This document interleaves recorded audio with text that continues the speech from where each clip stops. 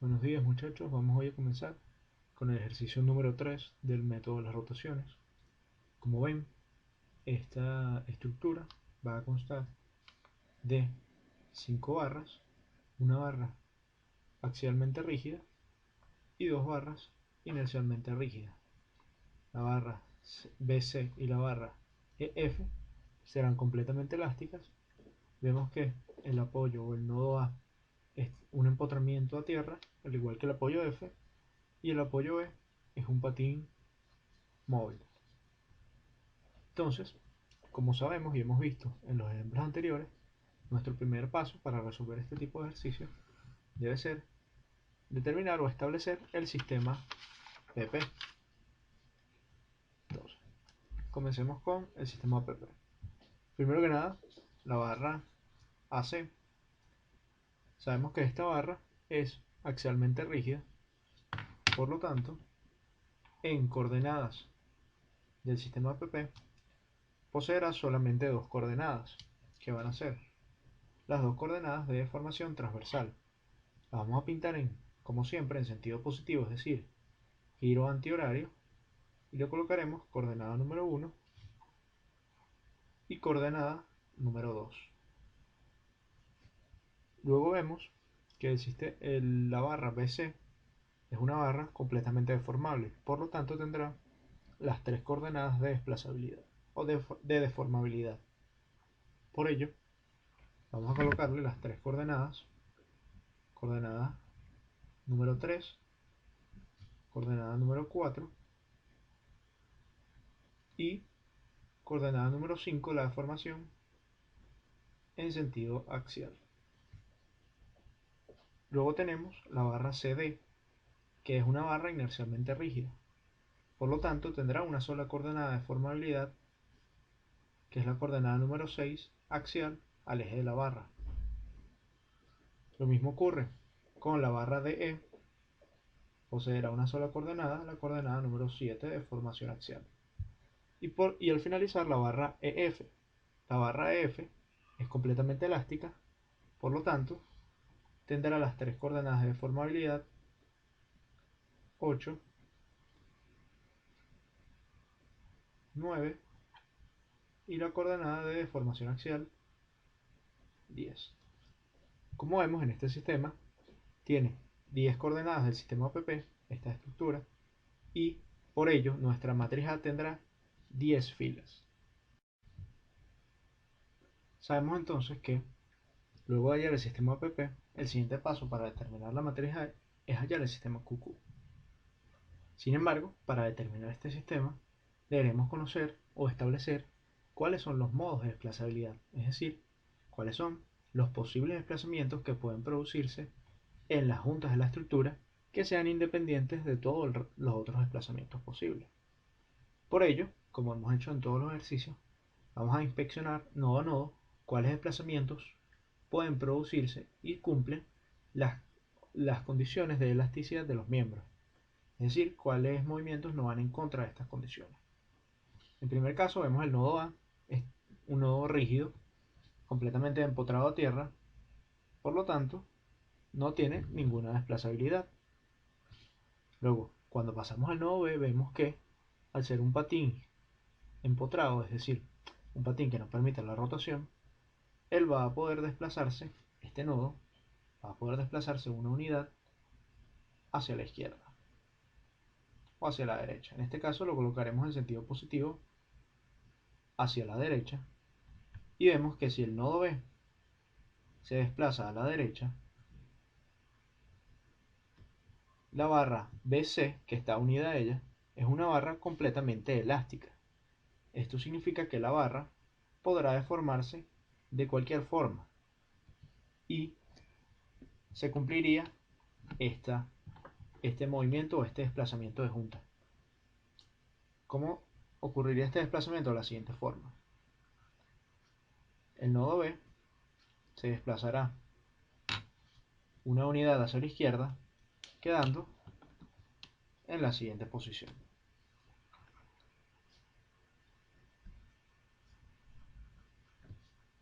Una vez que el nodo B se desplace de esta forma, La barra BC presentará una rotación de cuerda de la siguiente forma.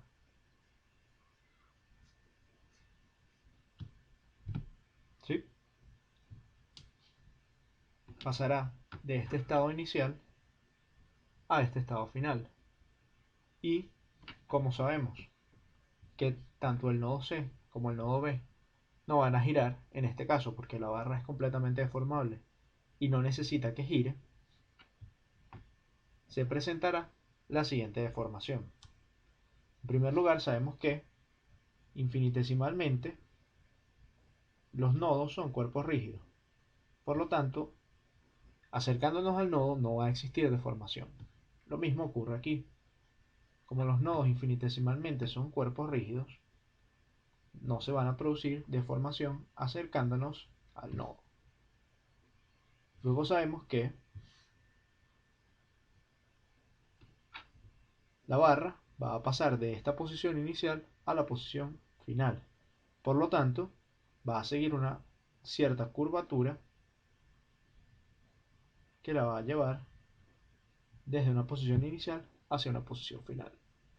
Luego vemos que ella debe entrar con una curvatura contraria al nodo B, a la nueva posición del nodo B. Por lo tanto, va a haber un punto de flexión y existirá un cambio de curvatura que nos permitirá llegar al nodo B con el mismo ángulo que tenía en el inicio, es decir, con el mismo ángulo en su posición inicial, ya que B está impedida de rotar. Se tiene entonces una curvatura, permítanme exagerarla un poco, parecida a lo siguiente. Esto es muy exagerado, este tipo de curvatura, pero es importante que aprendan a hacerla, ya que primero es algo que vamos a evaluar, pero es importante que entiendan cómo se mueve la curvatura o cómo se forman las barras en una estructura.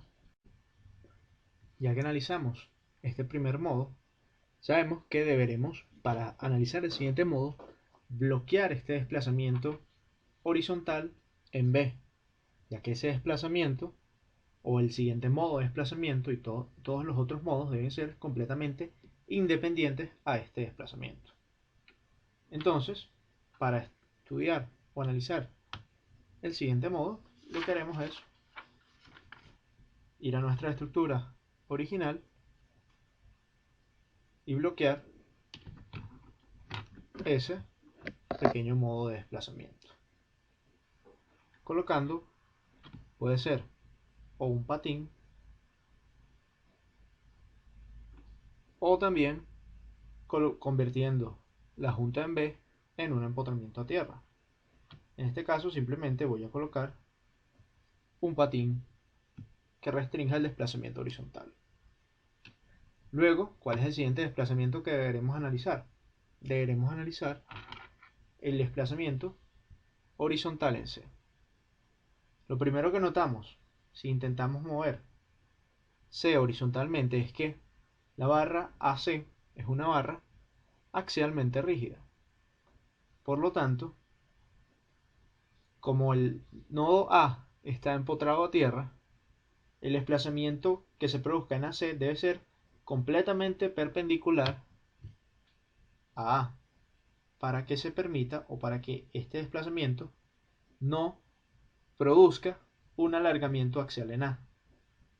Si el nodo C se desplazara de cualquier forma, contraria a un desplazamiento perpendicular al eje original de la barra AC, se estaría produciendo un alargamiento de su eje. Así que el C solo está permitido de desplazarse perpendicular a la barra AC.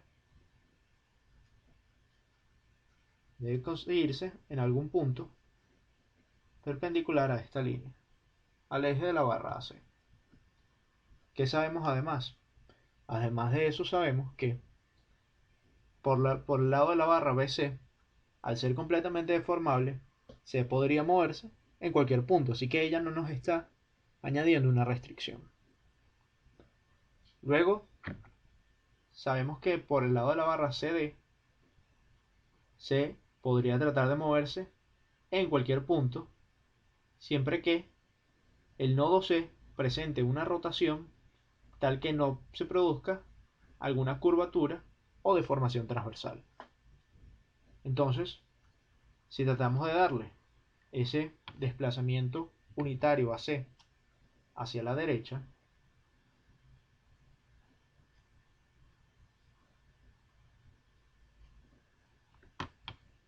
veremos que el nodo C debe caer en algún punto sobre esta recta, porque estoy dibujando solamente el punto y no estoy dibujando toda la forma original del nodo.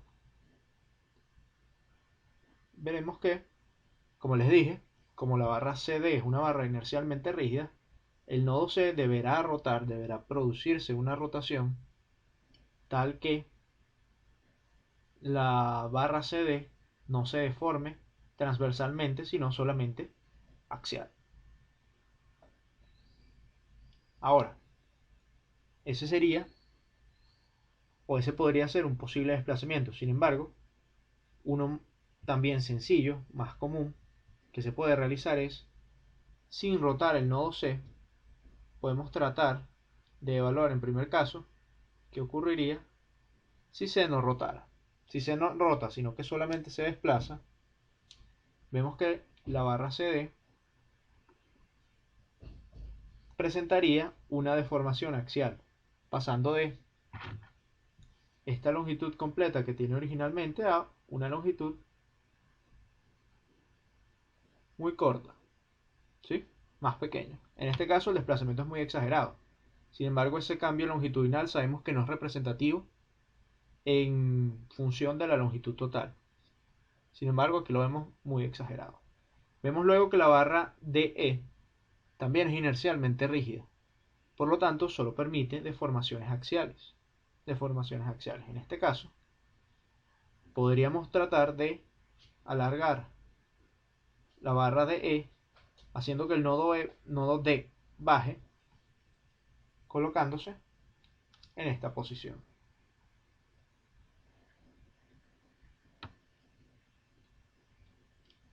Y este pedazo que se ve en este caso exagerado, pero se ve muy pequeño, sería nuestra barra CD. La barra E presentaría un alargamiento y vemos que tanto en el caso de la barra AC como el de la barra BC presentaría unas rotaciones en sus cuerdas. Vemos que la barra AC va a pasar de esta posición original a esta nueva posición y la barra BC va a pasar de esa posición original que tenía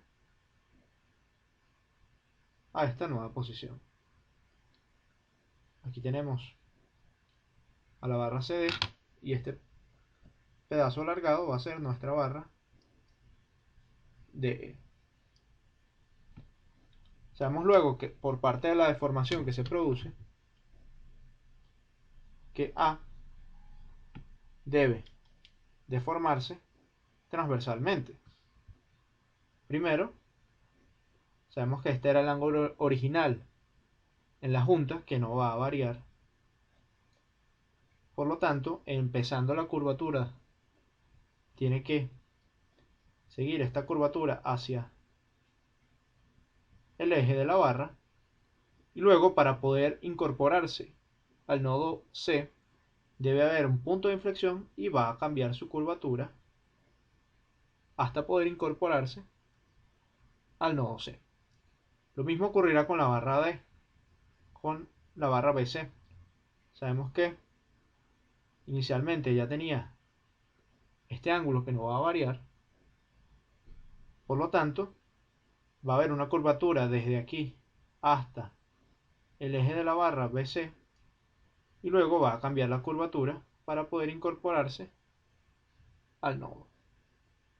Así que aquí, digamos, se ve muy abstracto, no se ve quizás muy claro. Yo luego les enviaré unos dibujos un poco más claros para que tengan de una forma más precisa, un poco más ordenada, cómo se va a deformar y cómo se va a ver. En este caso, solo para que vean cuál es la metodología del trabajo que vamos a realizar.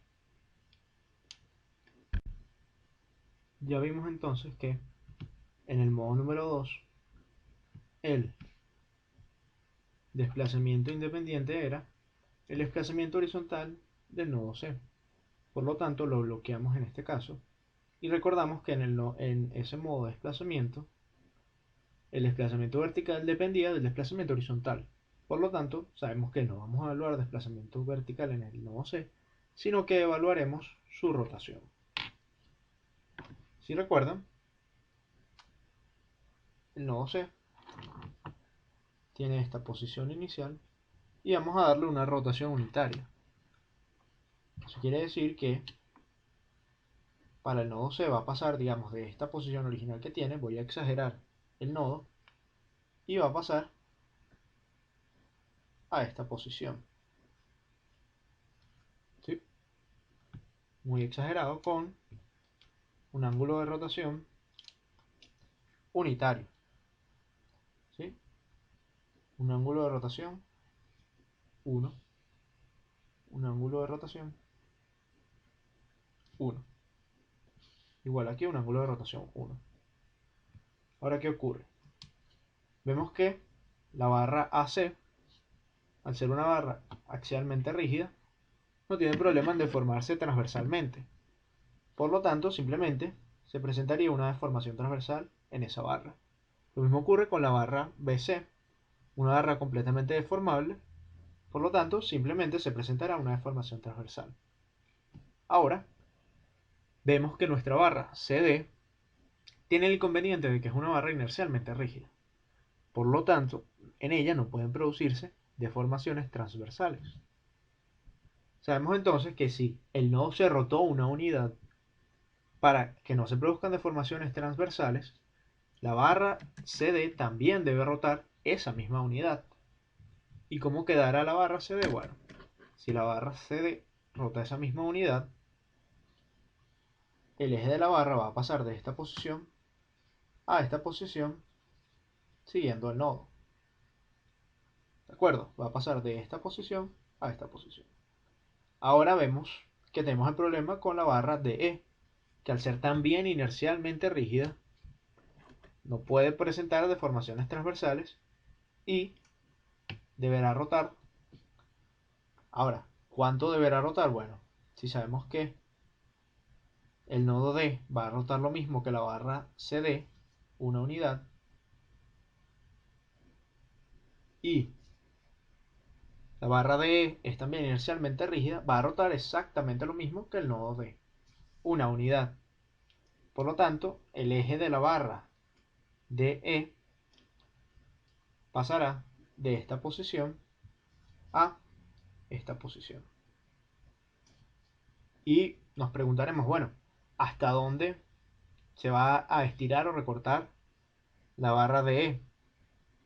Puede ciertamente quedar con su misma longitud, ya que si vemos su unión con la barra F, es decir, el nodo E,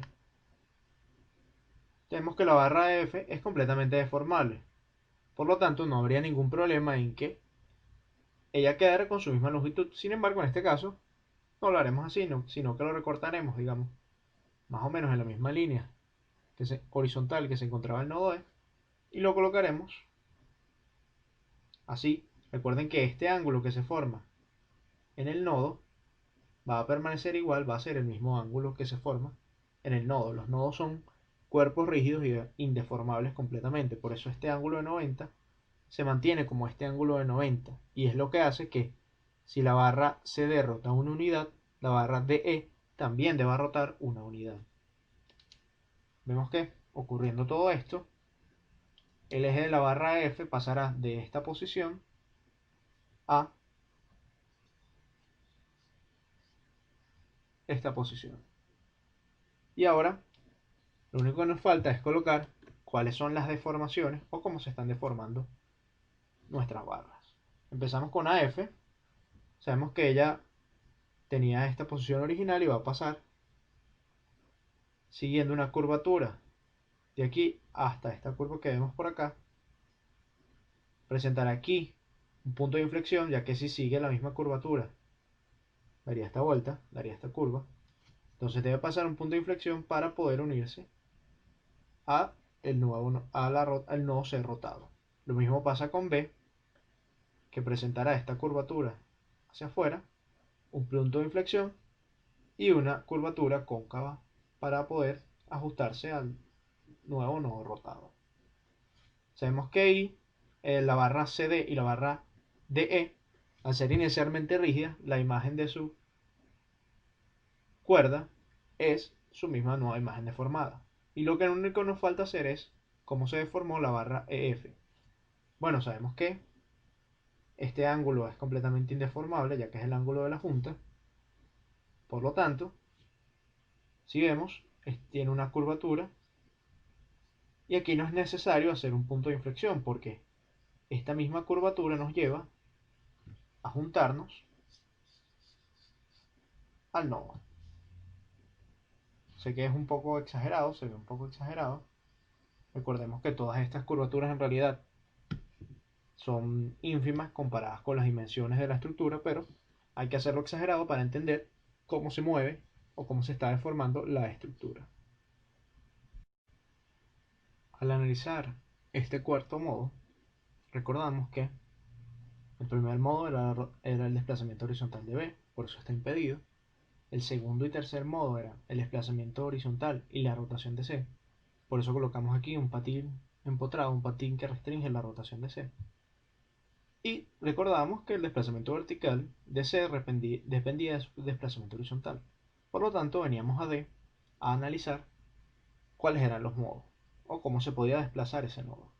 Vemos que si D se desplaza una unidad hacia la derecha,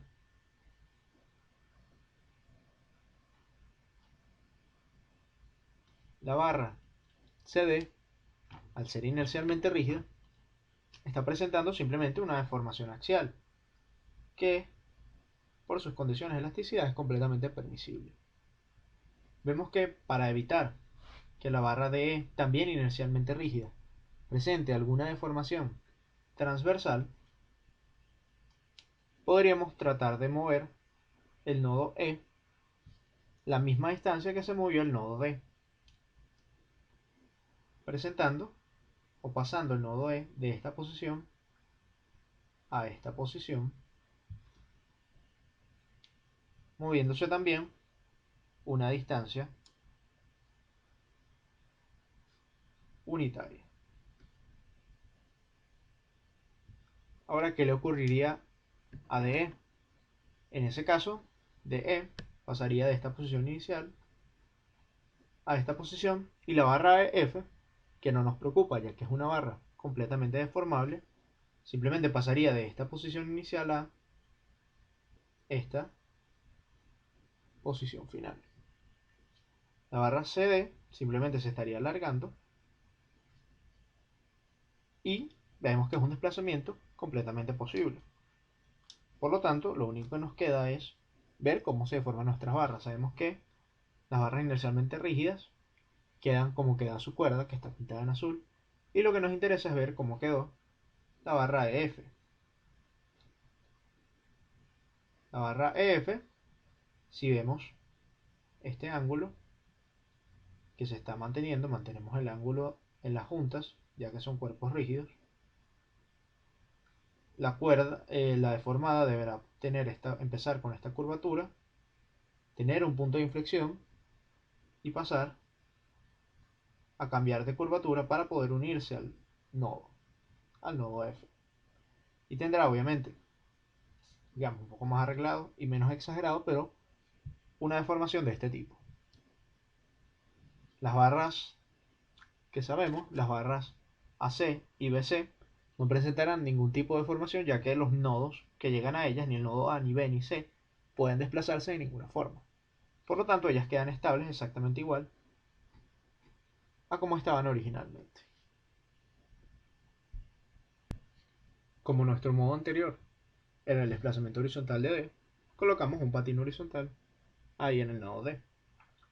Tratamos de averiguar ahora qué pasaría con el desplazamiento vertical de D si le asignamos un desplazamiento unitario. Si D se desplazara verticalmente hacia arriba una unidad, vemos que la barra CD, que es una barra inercialmente rígida, tendría que presentar una deformación transversal, ya que el nodo C está impedido de rotar y tendría que deformarse algo así. Sabemos que, como esta barra es inercialmente rígida, esto es completamente inaceptable. Es algo que no se puede producir en esta barra. Por lo tanto, nuestra segunda opción sería tratar de desplazar verticalmente hacia arriba y hacer que D rote hasta que quede un ángulo recto aquí. Sin embargo, ya que el nodo C está impedido de rotar, igual se produciría una deformación en nuestra barra. Por lo tanto, vemos que como ni el desplazamiento vertical y la rotación del nodo D son desplazamientos posibles o compatibles con las condiciones de inercia y de las condiciones inerciales de elasticidad de la barra, sabemos que D ya no se va a desplazar. ¿Qué nos queda ahora?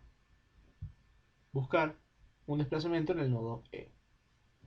Entonces, trataremos de darle, por ejemplo, un desplazamiento horizontal al nodo E unitario, que lo haría desplazarse de esta posición a esta posición. Si tratamos de hacer esto, vemos que se produciría ahora en DE una rotación y por lo tanto una deformación que es incompatible con las condiciones de elasticidad de esta barra. Si tratamos entonces de desplazarlo horizontalmente y rotar el nodo DE, también vemos que aún así se produce una deformación, porque el nodo D ya vimos que no podemos rotarlo.